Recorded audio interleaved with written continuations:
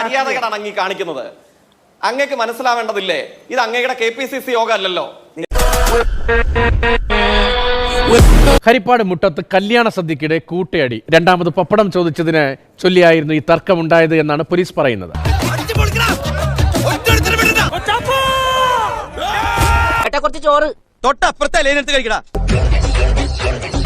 അപ്പോ ചടങ്ങ് തുടങ്ങല്ലേ?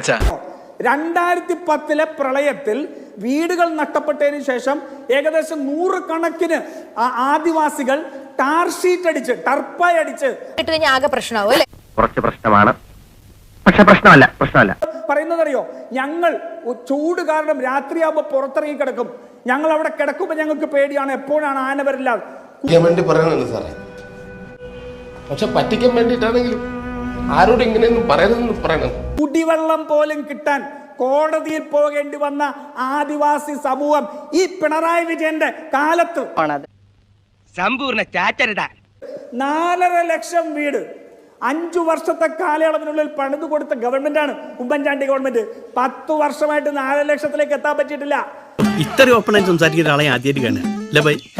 ഈ നിയമസഭയിൽ നിങ്ങളുടെ മന്ത്രിമാർ പറഞ്ഞ രേഖകൾ നിൽപ്പുണ്ട്. എന്താ ഞെട്ടാത്തെ? ഞാൻ ഒരു പ്രാവശ്യം ഞെട്ടിയതാ. ഒറ്റ മിനിറ്റ്, ജേക്കിന് അതിൽ കൂട്ടിച്ചേർക്കാനുണ്ട്. ജേക്കബ്, ഈശ്വര, ഇതൊക്കെ എന്റെ തലയിലാവൂല്ലോ. അല്ല, ഞാൻ ആവർത്തിച്ച് അദ്ദേഹത്തോട് പറഞ്ഞു, അദ്ദേഹത്തിന്റെ അവസരത്തിൽ നിന്ന് എനിക്ക് വഴങ്ങി തന്നതല്ലാന്ന് എനിക്ക് നല്ല ധാരണയുണ്ട്. എന്തായാലും അദ്ദേഹം സംസാരിച്ചു കൊടുക്കുമ്പോൾ ഞാൻ ഇടപെട്ടില്ല, ഇരിക്കട്ടെ. ഞാനാണ് ഈ ഏരിയയിലെ സാറിന്റെ സ്ഥിരം വേട്ടമൃഗം. അങ്ങ് ഇപ്പൊ കൊട്ടിക്കലാശത്തെ വിലയിരുത്തണം. ജനസമുദ്രത്തിന്റെയും ജനസാന്നിധ്യത്തിന്റെയും അനുഭവങ്ങളെ വെച്ചിട്ട് നിങ്ങൾ വിലയിരുത്തുക. എന്നിട്ട് നിങ്ങൾ പറ.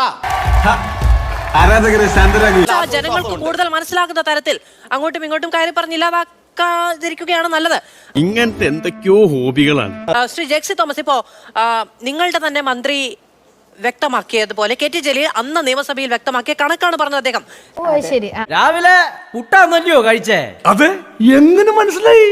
അല്ല, നല്ല തള്ളി ഇറക്കുന്നോണ്ട് ചോദിച്ചതാ. 2.25 ലക്ഷം രൂപ ക്ഷമിക്കണം വീടുകൾ, അതിനുശേഷം 24,000 വീടുകൾ, 17,000 വീടുകൾ, 70,000 വീടുകൾ, ഈ നിലയ്ക്ക് വീടുകൾ കൊടുത്തിട്ടുണ്ട് 5 വർഷത്തിലെന്ന് നിയമസഭാ രേഖകളെ അധികരിച്ചുകൊണ്ടാണ് അദ്ദേഹം അങ്ങേക്ക് മറുപടി പറഞ്ഞത്. കഞ്ഞിയും പയറും എടുക്കട്ടെ.